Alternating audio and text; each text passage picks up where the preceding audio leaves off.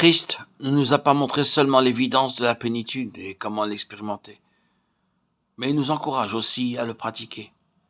Si vous demeurez en moi et que mes paroles demeurent en vous, demandez ce que vous voudrez et cela vous sera accordé. Si vous portez beaucoup de fruits, c'est ainsi que mon Père sera glorifié et que vous serez mes disciples. Jean 15, 7. En vivant dans la jouissance de la plénitude de Dieu et le manifestant dans nos vies, nos prières seront exaucées. Lorsque Jésus priait près du tombeau de Lazare, il dit « Je sais que tu m'exauces toujours ». Quelle merveilleuse déclaration. Il fut capable de prier la prière adéquate, parce que dans Jean 8, 29, nous entendons dire « Je fais toujours les choses qui te plaisent ». La compréhension du but de la prière montre la mesure d'obéissance. Il écoutait toujours le Père et le Père l'écoutait toujours. Ce n'étaient pas des mots vides de sens, c'était des mots de foi, de celui qui est le roi des rois, le Seigneur des seigneurs.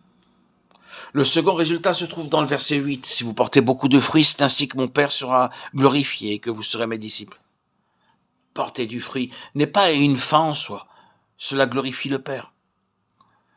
Lorsque Dieu choisit la nation d'Israël, tout ce qu'il fit, il le fit pour cette vigne. Mais en dépit de tous ses privilèges, la nation d'Israël porta des grappes sauvages. À cause de cela, alors que le nom de Dieu aurait dû être honoré et glorifié, il fut blasphémé au milieu des siens. Il en est de même aujourd'hui. Lorsque nous ne vivons pas dans la plénitude de Dieu, que nous ne la manifestons pas, le nom de Dieu ne peut pas être glorifié. À cause de cela, il sera blasphémé. Que de fois cela se produit dans le peuple de Dieu, là où il y a de l'amertume, des querelles et de la haine. Le nom de Christ est bafoué. Le dernier ordre de Jésus fut « Allez et faites des disciples ». Il ne cherche pas des convertis. Il n'est pas satisfait de cela, mais des disciples. Jésus cherche des disciples. Porter du fruit jusqu'à l'accomplissement de l'état de disciple. Ceci est la marque distinctive d'un disciple. Finalement, la vraie joie que nous devons expérimenter dans nos vies. Je vous ai dit ces choses afin que ma joie soit en vous et que votre joie soit parfaite. Jean 15, 11. Un fruit portant la vie ne nous ravit pas la véritable joie. Lorsqu'un croyant demeure en Christ, il expérimente une joie intérieure. L'heure solennelle dans laquelle Jésus prononça ces paroles fut pour lui une de ces heures d'angoisse, de pression, d'opposition. Il se tenait à l'ombre de la croix. Judas s'en allait le trahir. Pierre allait le renier. Les soldats venaient pour le crucifier sur la croix cruelle. Il ne se fit pas défendre par le Père. Cependant, Jésus fut capable de procurer de la joie à ses disciples. C'est la joie que le monde n'enlèvera jamais. Il y a ici une note d'avertissement pour nous. Lorsque nous ne manifestons pas la plénitude de Dieu, le résultat est très clair. Le sarment ne porte pas de fruits. Il est coupé et brûlé. Il en remua le sol, ôta les pierres et y mit un plan délicieux. Il bâtit une tour au milieu d'elle et il y creusa aussi une cuve. Puis, il espéra qu'elle produirait de bons raisins. Mais elle en a produit de mauvais. Ésaïe 5:2. Il fit tout pour cette vigne. Il chassa les nations qui étaient déjà là.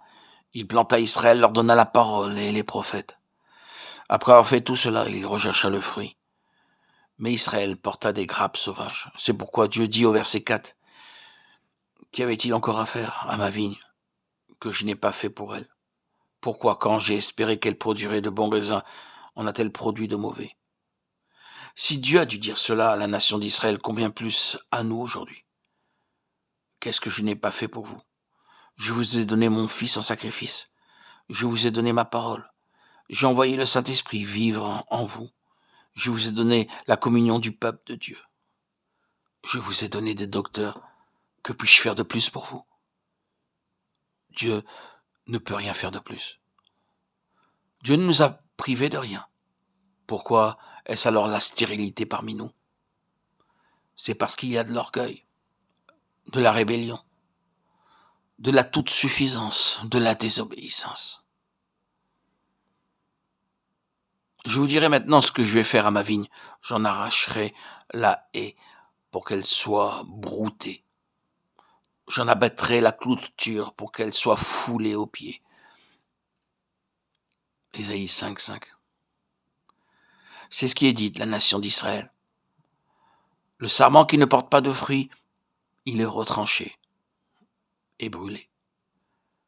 Mais le désir du Seigneur est que nous puissions connaître cette vérité. Alors que Jésus venait, regardant le figuier et cherchant du fruit, ainsi, il vient à nous. Substituons-nous beaucoup de choses aux fruits? Puis Dieu nous regarde et dit de même, retirez-vous de moi, ouvriers d'iniquité, vous n'avez aucune communion personnelle avec moi, vous n'avez jamais demeuré en moi. Si vous ne vous séparez pas de l'iniquité, vous ne pouvez avoir de part avec Jésus. Souvenons-nous de ce que disait l'apôtre Paul. Cela ne sert de rien si le fruit n'est pas vu en nous. Examinons-nous nous-mêmes